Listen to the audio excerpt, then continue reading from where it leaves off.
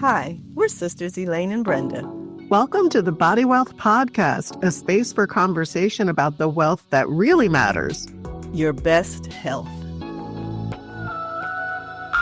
Welcome, Jessica. We're so glad that you're joining us on the Body Wealth Podcast today. How are you feeling? I'm doing well. Thanks for having me. Looking forward to our conversation. Well, we would love for you to take a couple of seconds just to tell our listeners a little bit about yourself. Yeah. So hi, everyone. So nice to connect with you all on this podcast. My name is Jessica Dueñas, and I am a woman in recovery. I am both an educator and also a recovery life coach. And I have been sober since November of 2020. So almost 4 years of recovery after many years of a hidden alcohol addiction. So I'm really excited to be here and share my story and hopefully carry on a message of hope for anyone listening. We're so happy that you're in recovery and that you're helping others to recover. So we definitely want to hear about how you got sober, but I think we want to start with when you recognized that you had an alcohol addiction. Can you tell us a bit about that?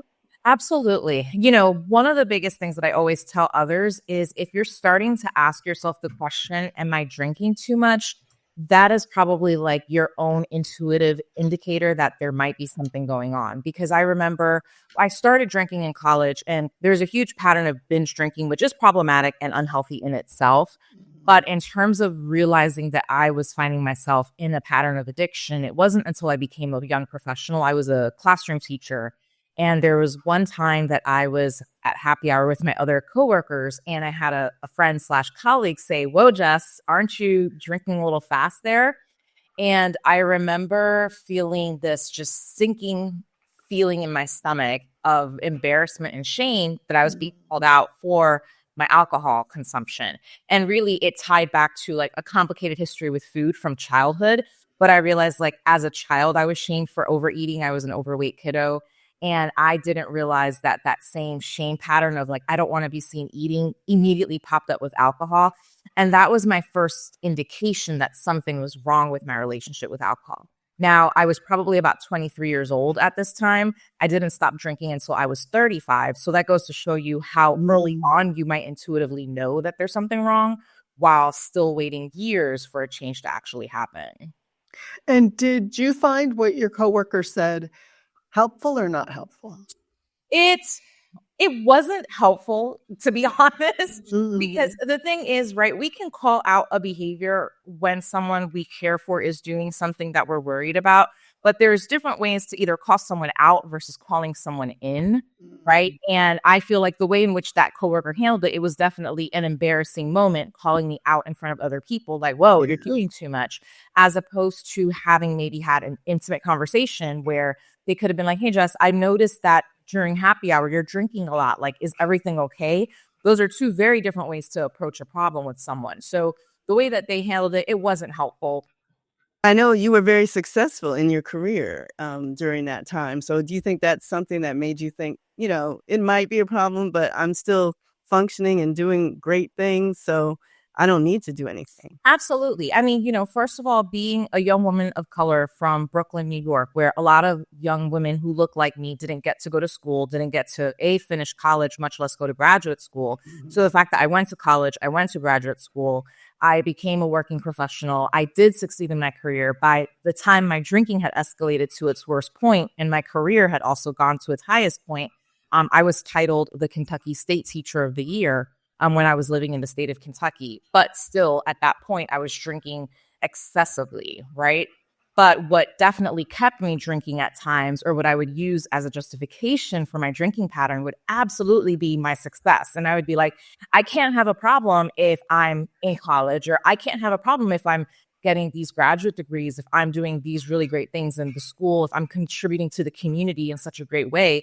Like, I can't possibly have a problem, because the picture that we paint of people with addiction is a very narrow little box. If it's alcohol, we picture the person who's like stumbling over in the middle of the day with a brown paper bag, who maybe doesn't have a job, doesn't pay their bills, has like nobody around them.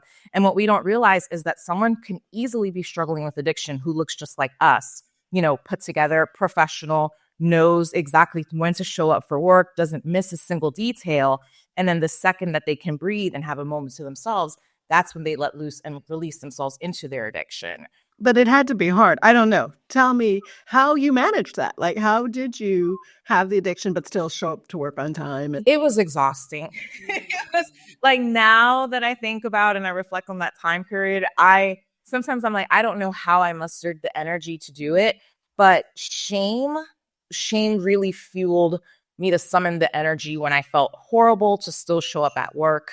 Shame really, as long as my secret was kept protected. So on top of my organization with so many reminders, so many calendars, because I wanted to make sure that no matter how much I drank, that I didn't slip and forget something. So I was always doing everything in my power to schedule my life around my addiction to alcohol so that I can meet everyone else's needs and then meet the addiction's needs. But I was never meeting my needs. And so I was just constantly running on E, running on empty. I was constantly depleted, but the fear of getting discovered was stronger than any exhaustion that I felt.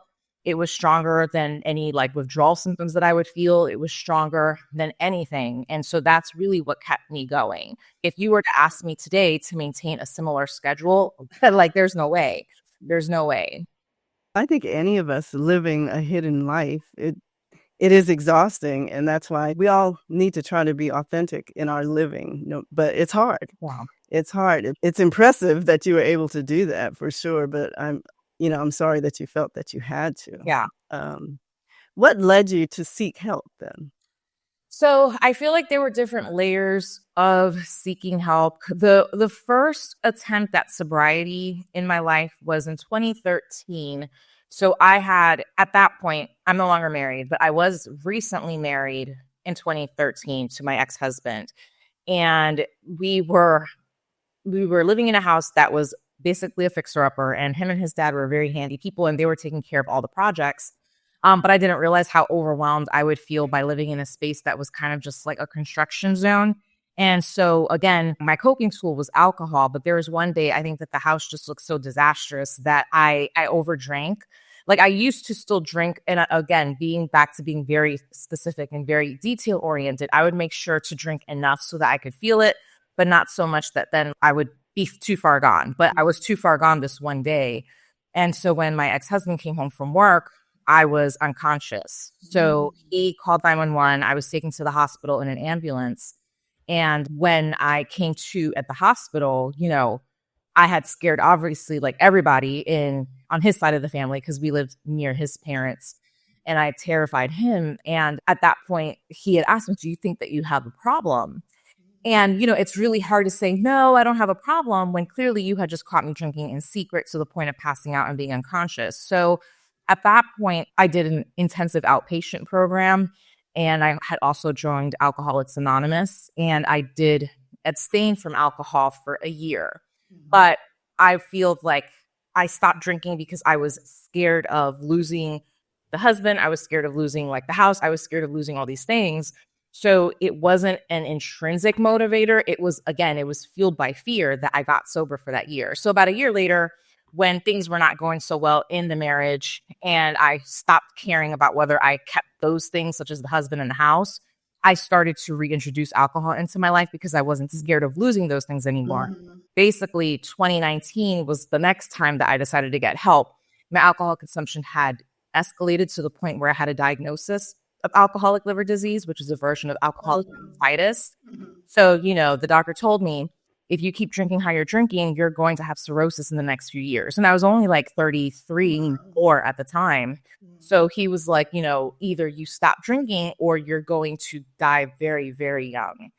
So at that point, I started to embark on the 14-month-long journey of trying to stop drinking. And I finally stopped in November of 2020. Okay, we want to hear about that journey. Yes, it was long and it was painful. I had genuinely been dependent on alcohol. And so just to put it down would lead to like violent physical responses in my body that were putting me at risk for potential seizures, etc. So I had a detox in detox center. I was able to stop drinking for a few months. But I didn't really change anything about my life. Nobody knew that I was doing this, trying to stay sober. So I hadn't talked to anybody in my family about it. So when the holiday season came, I relapsed again because, I was thrown off of my routine. I ended up in the detox facility again because I drank so much that I couldn't peel myself away from the bottle. It would be like I would literally anxiously wait for the liquor store to open for me to be like the first one in there and buying something. So I went into the detox facility again, and I was in there over the winter holiday into the new year. And that was where I met Ian, and Ian ended up becoming my a partner. Excuse me. He was also a patient in the detox center? Yes. Okay. So Ian was also a patient in the detox facility, but he had been there. He got there earlier than I did. So by the time I got there, he looked fine. Like he looked totally healthy. And and he was beautiful. And I just always remember looking at him and being like, oh my gosh, I need to not look at this person. He's so handsome. I need to ignore him. But he was incredibly friendly. So, when we parted ways, I was like, I'm just going to leave him my number. And if we're meant to be in touch, we'll be in touch. But he did call me as soon as we were both back out in the real world. So, we started going to meetings together. And of course, we were both discouraged from dating each other, especially your traditional 12-step programs. But it's just a good practice. I'm not in a 12-step program now, but honestly, I think it is a good practice to stay single your first year of sobriety. It's just to focus on yourself. But anyway, we thought we knew better than everybody else. So of course, we were in this relationship very early on, very excited, very bright-eyed and bushy-tailed. And we were both super into our recovery. But what we didn't realize that was around the corner was COVID. So here I am on another attempt at sobriety in this new relationship with someone. And, the news starts dropping this information about this virus. And of course, it was so scary at that time. We knew nothing of what was coming. Right. And by March, everything closes down. So the problem with that for people in recovery is that if your safe spaces are taken away, you don't have community to go to. You don't have meetings to go to. And so if you were dependent on an in-person 12-step program meeting for your recovery and suddenly all those places are closed, you're back to recovering alone. And again, like I told you all, I had not told anyone in my personal life that I was recovering. So literally the only people who knew that I was on this journey were the people in those 12-step spaces. And, my partner at that time, Ian, and that had become dismantled. So it was really this, we were both kind of ticking time bombs for relapses because we didn't have that structure. Neither one of us could go into work, to school, etc. So we just had nothing.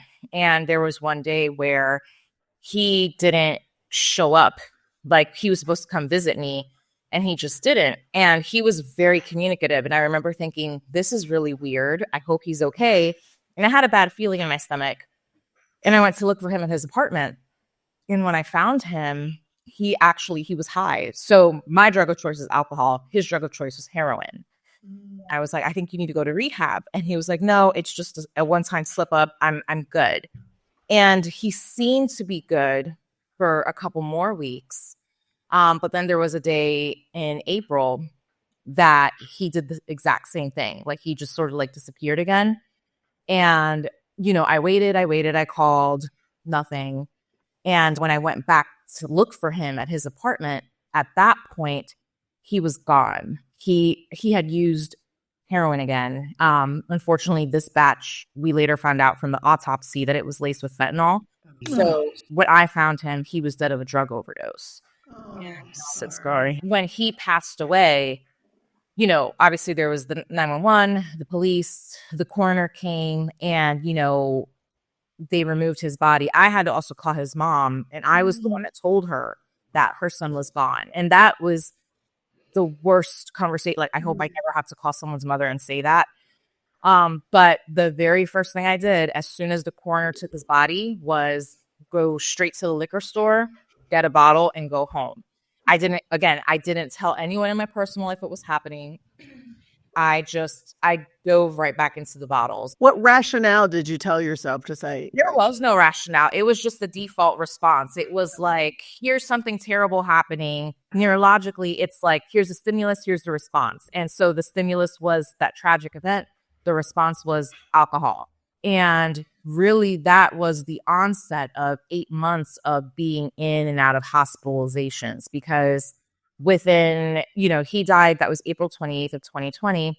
I think probably by like May 1st or May 2nd, I was hospitalized. So in the span of from 2019, from that first time in September till my sobriety date of November 28th of 2020, I was hospitalized about 7 to 8 times because of my drinking. And your family never knew this. Your family was still in New York? My sister lived in Florida. My sister has since moved to Florida. And they knew once I ended up hospitalized several times. So the first hospitalization in September of 2019, I just said that I like had the flu and I was going to be out, like don't talk to me for a few days, and nobody was going to question it because, you detox for like 5 to 7 days. When Ian died, after he died and I drank, I told my sister what was going on, but she was in Florida and I was in Louisville at the time. What was your support at the time? Like, who's taking you to the hospital? So in terms of people who were literally taking me to the hospital, there's times that I don't remember who took me to the hospital and I just know I showed up, right? Like there's so many times that it was almost like I could see myself picking up the glass or just grabbing the bottle and then fade to black, open my eyes, I'm in an emergency room, that type of thing. Some people who I was in 12-step programs with took me. There was one time my previous school principal, I didn't show up for a meeting at work and he had gotten a sense of what was going on. So he came with like one of the school counselors. They found me. They took me to the hospital.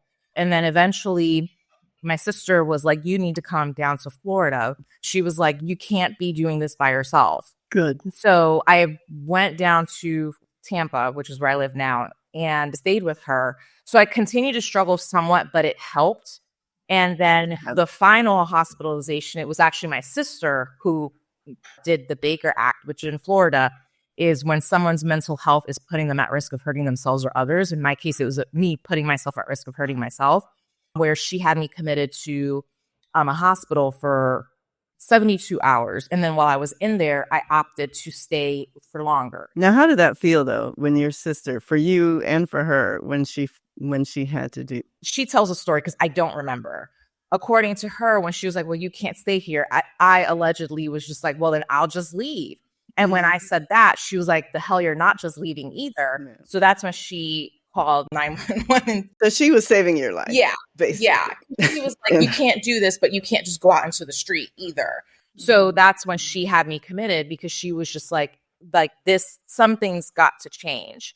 I do remember vividly when I finally like coming to in the hospital here in Tampa, that I was just like, I cannot keep doing this. There's something about waking up in a hospital setting and you just can't leave.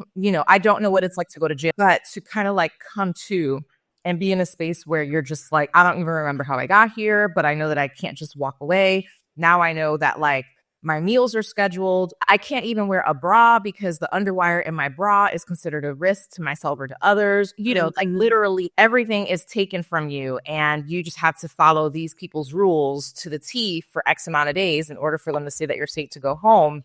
I was just like, I cannot keep doing this. This is too much.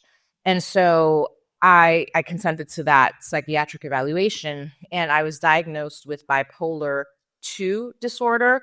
So the doctor was like, you can't get sober and not treat this and think that you're going to stay sober, because the alcohol has been like your medication all these years and you didn't realize it. Do a lot of people do that? People with bipolar disease use alcohol to treat themselves? So there is a higher comorbidity with, say, bipolar and other, even depression or anxiety. What you can sometimes find is that people that struggle with addiction, oftentimes there is a high correlation between having some sort of mental health condition and substance use disorder. Especially if it's undiagnosed, then you look out of control. Yeah. Correct. And I mean, and we can talk about all the systemic issues that lead to that, right? I mean, first of all, it's cheaper to go to the liquor store and get a bottle of alcohol than it is to have a session with a therapist, right? Unless you have health insurance and that's in your plan. And feeling safe and comfortable with mental health providers so that you're actually talking to them and opening up. But yes, when the doctor pointed it out, he was like, of course you've been drinking all these years because you have this untreated condition and you've never done any therapy for it. You don't have any coping strategies. So at that point, I was like, you know what? Give me all the meds that you want to give me. I'm down. Like, yes, if this is the solution that you're proposing. And I had never tried that. And when I tell people when they're struggling with addiction is what have you tried and what have you not tried? And looking at the what have you not tried more closely and really diving into that, because sometimes you really do have to do something totally different to get a new result. So in my case, the introduction of those medications was a big deal because when I left that facility, which was very early November, the medications, they take a few weeks to kick in. And my last attempt at drinking was around November 27th, where something had upset me. And, I went to my default behavior, but the behavior didn't give me the same relief that it had before because the psychiatric medications had been doing their job. Yeah. But at that point, when I started to drink, I was like, there's no relief here. So I put the bottle down and I said, I guess that's it, And so November 28th is the beginning of my sobriety journey. And, with the medications, of course, was then also the introduction of therapy and diving very, very deep into therapy work and making sense of a lot of things when I was younger, but then also really finding tools to cope with life as it is today. My favorite moment of having tried to drink and realizing that this wasn't going to work anymore was giving myself the permission to then tell the world that this was what I've been through. So my sobriety date is November 28th. And within those few days, I wrote an op-ed article that I published in the Louisville Courier-Journal newspaper, where I come out and I say, this is what I've been through. Hey, the Kentucky Teacher of the Year has a story of addiction and recovery. And that went viral everywhere. And so I think that finally finding the willingness to get help, being open to all the interventions possible, including like working with a licensed medical provider, gave me the courage to finally open up my mouth and say, this is what I've been going through. And the opening up my mouth, the sharing of my story has given me almost like this big shield of accountability because now everyone knows. And, that has been the greatest gift ever. Well, I was going to say on November 28th that year, did you have a feeling that it was different? Because you knew you had stopped before and then gone back to it. Did you have a feeling that this is really going to be the time? I did. And, it's funny because one of my closest friends is on her own journey. And we were talking about this and she was like, did you know when you were like done for real? And I was like, I did. And I was like, obviously, I'm still a human and a human can obviously have a fall from grace, at any time. Anytime. But there was something different about that time. At that point, that fear that had such a strong hold on me all those years was gone. I was no longer scared of openly saying, this is my story. I have been addicted to alcohol for all of these years. When I had that moment of, I don't care what anyone has to say, that's when I knew I had found like recovery finally. That's powerful because we hear from so many of our guests on the podcast about the cost of shame and secrets, right? And it could be alcohol addiction. It could be many things. And when you start to talk about it openly, you find your people and you find your support. So we're so glad that you found that. And you help others. You and really you're do. helping others. Absolutely. But let's talk a little bit about the shame. You talked about your shame started in childhood. And so we want to hear about that. And then I will also want you to tell us what on November 28th were you feeling? Were you still feeling the shame, but you told your story anyway, or you had released the shame? Great questions. So my first experience with shame was, and I always, anytime I talk about my childhood, I always emphasize that my family, especially my mom, did the best that she could with what she had, right? Like we're just given the circumstance and we make do with what we have. As parents, we understand that. We did the best we could with what we had. Right. But it wasn't perfect. Even if sometimes it didn't work out quite for the best. But So I mentioned when I was a child, I struggled with my weight since I was little. And I think that the first time it was brought to my mom's attention was that at a doctor's appointment, a doctor told her I was too big. And I think that that bothered her, that upset her. And so right after that appointment, I must have been like 7, 8 years old. She started to try to like restrict my eating and kind of put me on a diet. Her style of like trying to manage what I was eating would be to, just comments that hurt a lot, like, fat shaming language. So the calling me gorda, fat in Spanish, like let's say anytime that I would eat like a second serving of something, right? Which later on it would be like anytime I drank a little too much, like, por eso es que está como está. That's why you look how you look. Comments like that were just like, would really hurt, like break my heart, So I just learned, okay, I can't be seen eating what I want to eat because I'm going to get in trouble. If I let myself have what I want to have to eat, then I'm doing something wrong. That was the message that I was internalizing. And then I would see kids at school who were like average body sizes and no one was saying anything about their weight. So I started to think like, I'm different. There's something wrong with me, right? And that's the thing with shame. It's like you start to believe that there's something inherently wrong with you. And so again, I carried those patterns of hiding behaviors that I thought would be deemed by others as quote unquote bad. And so when alcohol was introduced into my life, it just went from the food to the alcohol because I didn't want responses to my drinking to mirror what my mother's responses were to my eating. Had the food given you some comfort when you were young in the same way that the alcohol then did?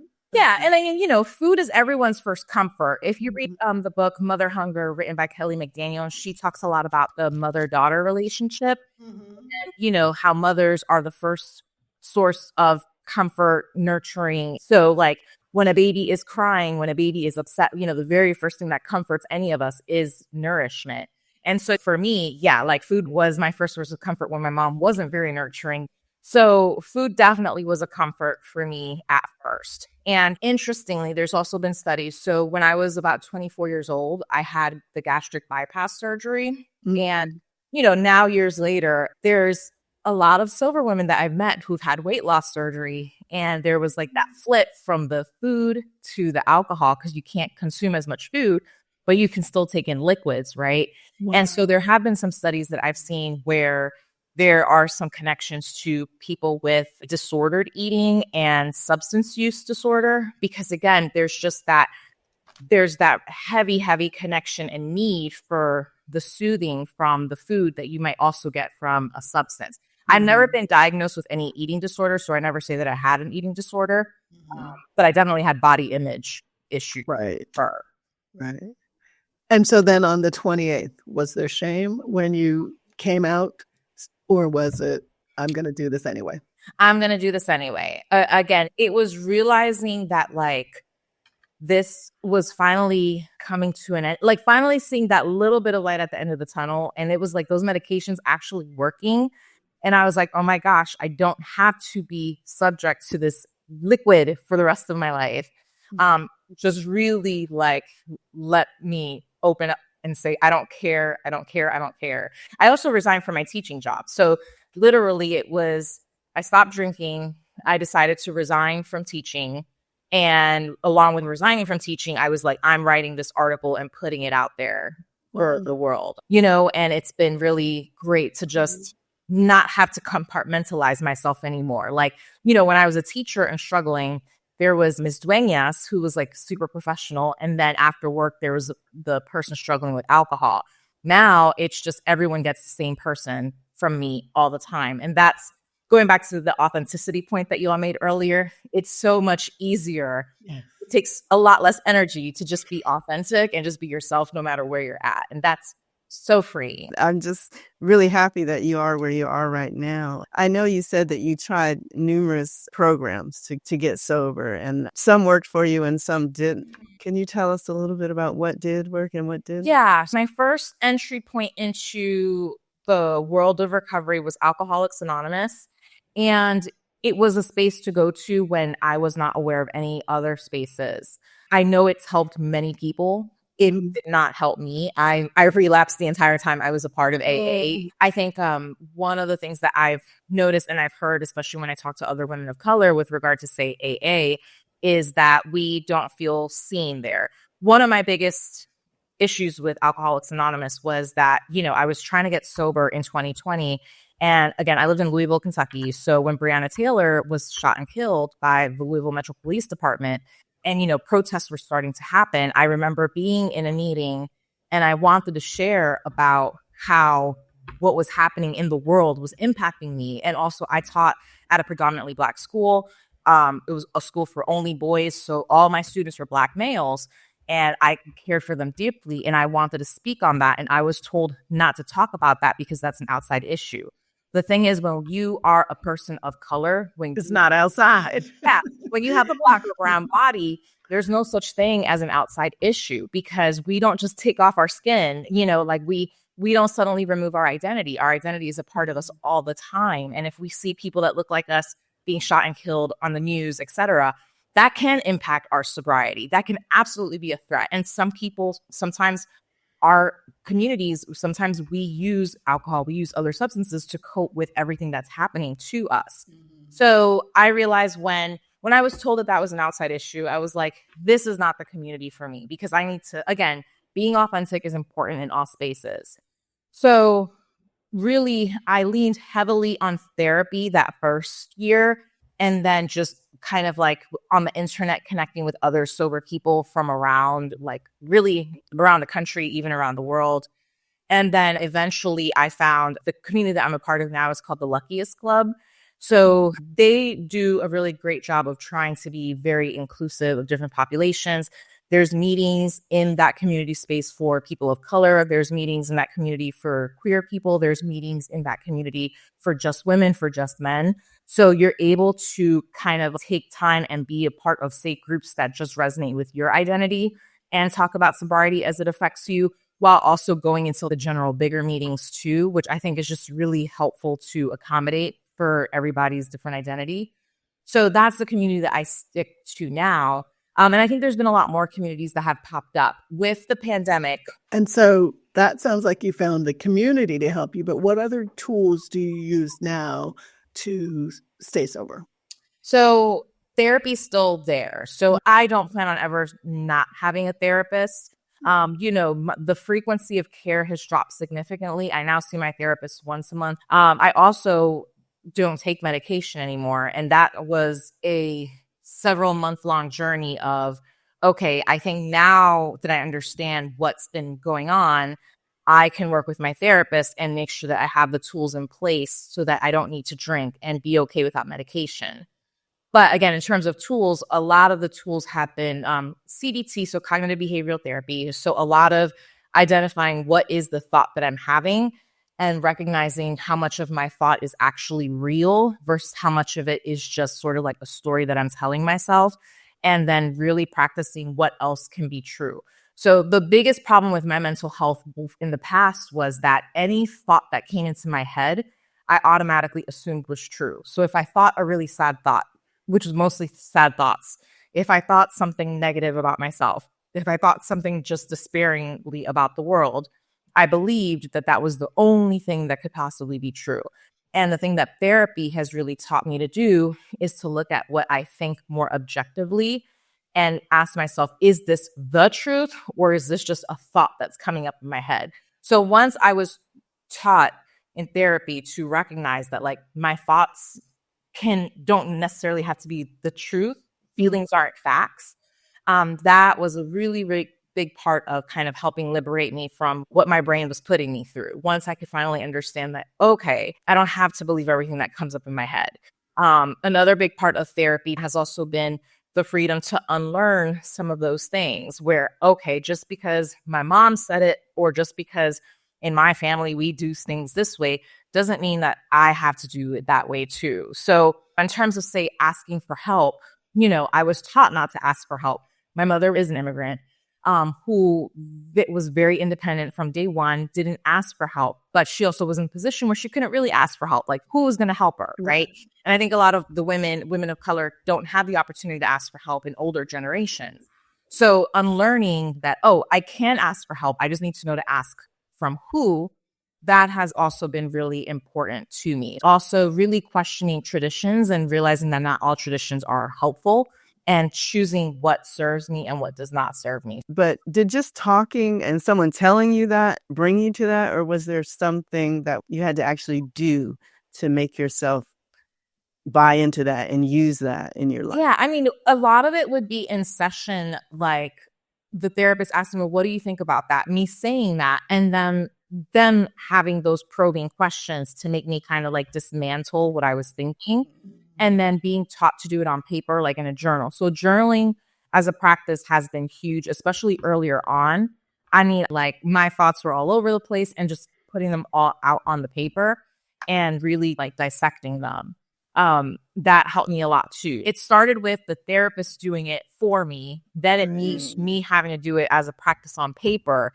And now it's more me being able to like slow down and do it in my head. But it's helped so much, especially in interpersonal relationships. Like, I am now in a healthy relationship with my partner. And there's so many times that like a younger version of me would have immediately spun something into an argument because of an assumption that I would have made. And now I'm able to like debunk my assumptions first and then decide, okay, is this something that I'm going to actually confront, or is this something that I'm like weaving into something that it's not? If there's another Black woman who is wondering if she might be struggling with addiction, what might you say to her? If you're wondering if you are struggling, it's okay to have that question, and it's okay to, there's a reason that question is coming up for you. The first free resource that I would recommend to a Black woman who is questioning her relationship with alcohol and other substances is the Sober Black Girls Club. It's soberblackgirlsclub.com. They have an Instagram account. It's a free community space for Black women who are changing their relationship with alcohol and other substances. So I would say that's a great first place to go. It's free. It is open to find support there. We'll put the link in our show notes so people can find that. Yeah. So, if the question comes up, the answer may not be yes, but it's a question that you need to find the answer. Exactly. It's something that you need to explore. If it's coming up for you, listen to yourself. We tend to ignore our intuitive thoughts so much. We're taught, I feel like, to question ourselves and doubt ourselves. But again, our bodies know when there's something wrong. So it is worth exploring. Yes. So we do have two questions that we ask everybody at the end. The first one is, how do you think being a Black woman has affected your experience? It has made it really uncomfortable to be in rehabilitation spaces, and you have to work harder to find community for sure. Anytime that I've been in rehab, I've basically just been the one. But yeah, like you have to really look for community because healing spaces are not really designed with us in mind. I really appreciate that. Our final question is, what do you need from a healthcare provider, mental health or physical health, to feel well cared for? Definitely feeling listened to, right? And not feeling dismissed. I know that happens a lot. And so, I mean, again, I'm very lucky. I live in Tampa. It's a big enough city. All of my healthcare providers are people of color, from my mental health providers to like my actual like regular doctor and like OBGYN, et cetera. And that has just made me feel seen and understood, right? So even if your provider is not a person of color, because most providers are going to be white folks. I mean, it's just fact. But if they are seeking to understand you versus just automatically diagnosing you, I think that's the biggest thing that I need, Thank you. Jessica, this has been a wonderful conversation. We really appreciate your sharing your story on Body Well. We're happy that you are where you are, and we're excited for your future. Thank you. So, thank you. Thanks for listening. Want to hear our take on this conversation? Check out our After the Show episode right here. For resources related to today's topic, see the show notes. If you want to support Body Wealth, please subscribe on Spotify, Apple Podcasts, or YouTube. We'd also love it if you give us a 5-star rating and write a review letting us know what you love about the show. The Body Wealth podcast shares personal stories to inspire you. It does not constitute medical advice. For that, we encourage you to work with a trusted healthcare provider. We also want to remind you that the views expressed by our guests are their own. This podcast is dedicated to our mother, Jean Fernandez Barbour, who showed us what advocating for yourself really looks like.